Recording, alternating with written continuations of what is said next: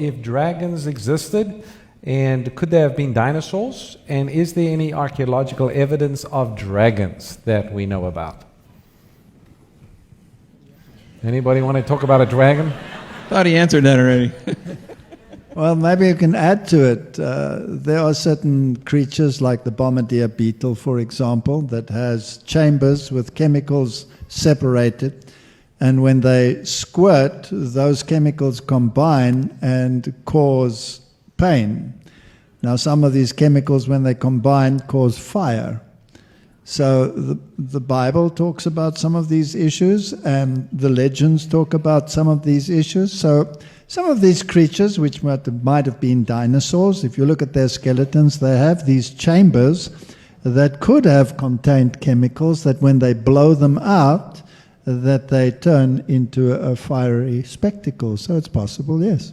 And here's something fun that I like to tell the kids sometimes, talking about the bombardier beetle, in viewing it in the context of how could a creature like a bombardier beetle have evolved?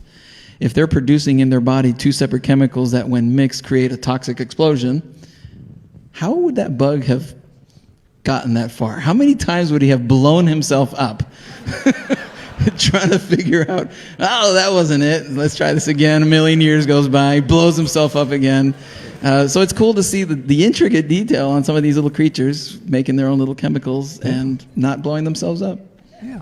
Sort of a follow-up question, maybe Pastor Doug, Cliff. What about flying serpents or dragon? Of course, in the Bible it refers to the devil. What about these flying serpents? Is there any record in history that you know about, or culture, or people talking about flying serpents that eventually lost their wings, slithered around on their stomach? We got a flying serpent hanging above you over there. Okay. And they're flying reptiles, as far as we know, Dr. Fight. They're reptiles, weren't they? The pterodactyls.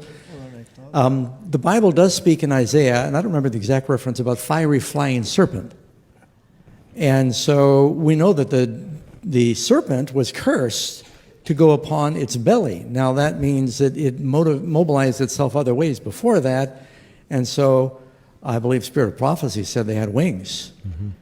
And so winged reptiles, virtually every ancient culture has legends about winged reptiles of some sort.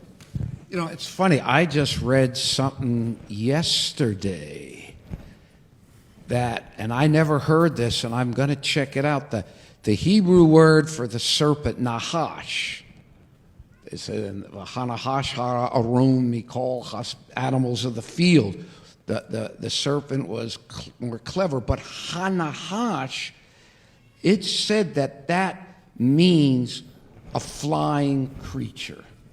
And I never heard that before, and I just read that yesterday or the day before, and I thought, I'd like to check that out. But again, Ellen White, she describes it, and what the wings looked like when it flew, and how it in the light, and how it just enthralled Eve. So anyway, so that certainly makes a certain amount of sense. And then in the light of Scripture, what does that mean?